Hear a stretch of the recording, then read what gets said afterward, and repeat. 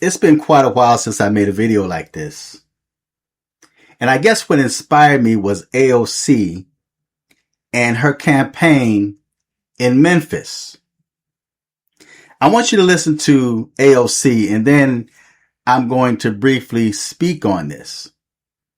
Because as I listened to her, my mind went back to Hillary Clinton, Barack Obama, Kamala Harris, and now AOC is playing the same political game on foundational Black Americans that they've always been playing. I'm almost certain that they get together and they hold a meeting and they school each other on how to reach or hijack the mind of foundational Black Americans. This is how you get Black American votes. When you stand up and speak before Black Americans, this is how you're supposed to sound. And because they stand up and they sound like this, they talk like this, Black Americans get excited, and then they end up going to the polls and voting for them. It's a form of brainwashing. They're brainwashing, hacking the minds of foundational Black Americans, and unfortunately, Black Americans always fall for the same games. Now, before I play this clip, I want you guys to share this video because this is the type of video that really needs to get out. There's not enough Black Americans or foundational Black Americans that hear messages like this, and this is how immigrants and non-FBAs are able to come into our communities, rob us for our votes, make empty promises, and then take care of everyone else but you. You don't hear nothing from the Democrats until they need your votes. They need your votes to go over the finish line. Because of Trump, they were not able to finish what they intended to do. But I want you to listen to AOC. Listen to how she sounds. And then think back on Barack Obama, Kamala Harris, and Hillary Clinton using the same playbook that all Democrats use to hack the minds of foundational Black Americans. Listen to this short clip. We cannot afford to leave Tennessee behind. We cannot afford to leave Kentucky behind, Alabama behind, Mississippi behind, Georgia behind, South Carolina behind. There is no country when we are split apart. About a month or two ago, we're in Montgomery, Alabama. Sister Presley and I were in Montgomery, Alabama. And one of the things that we said was that it is time for the North to roll up to the South. You see how Black Americans got excited when she said that? Because she's speaking your language. She's calling Presley, another Black female, Sister Presley. And that does something to foundational Black American women, where you feel that you need to go to the polls and vote these demons into office. Well, I sat there and I said to myself, I said, self, maybe it's time for foundational Black Americans to pull up after Democrats make their speeches to Black Americans. There should be someone that is familiar with speaking to crowds and come behind them. See, somebody should have came behind her in Memphis to warn foundational Black Americans not to go to the polls to vote them back into office. Remind them of all of these years. All of these empty promises were made to foundational Black Americans, and nothing had been done. But yet they take care of immigrants. They take care of gays. They take care of foreign nations. They even talked about taking care of the slave masters.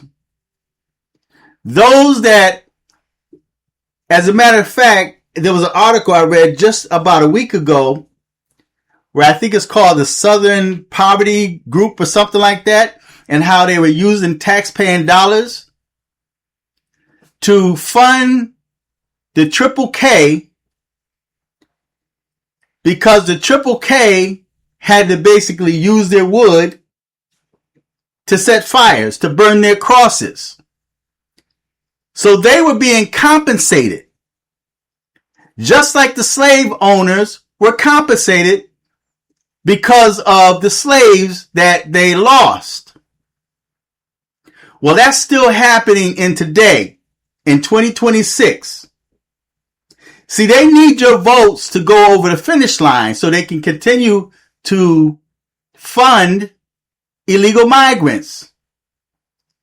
You know those Somalians that were never really charged for the scams that they pulled on the government? These Africans that come over here and tell you that you're lazy and how you don't take advantage of the opportunities that's here for you. They're telling you how much smarter they are of you or than you. These are the people that the Democrats are funding. And now they've taken a turn, and I've warned you in the past about the hostile takeover and how they are replacing foundational Black Americans, and not only foundational Black Americans, but they're also replacing the whites with immigrants. And the more immigrants that get into office, see, a lot of foundational Black Americans talk about reparations,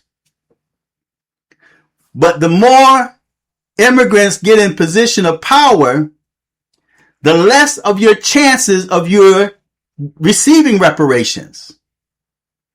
You won't receive reparation if you continue to allow more immigrants to rise to political positions of power. I care less if their skin is melanated. You need to know who they are and who you are voting for to rule over your tax dollars.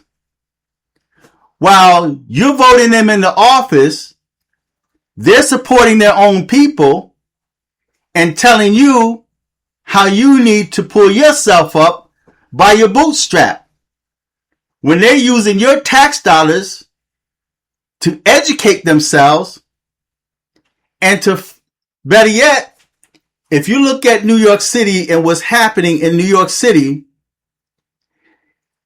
look forward to that happening across America.